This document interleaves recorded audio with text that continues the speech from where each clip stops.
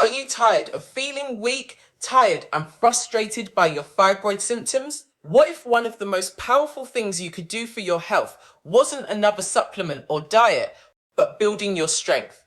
If you have fibroids, strength training could be a game changer. Here are 5 reasons why. Number 1, strength training helps build muscle. More muscle can help your body use energy better and support a healthy metabolism. Number 2, it can help improve your energy levels. Many women with fibroids feel tired, especially if they have heavy periods. Number 3, it supports healthy hormone balance. Healthy hormones are important when you're dealing with fibroids.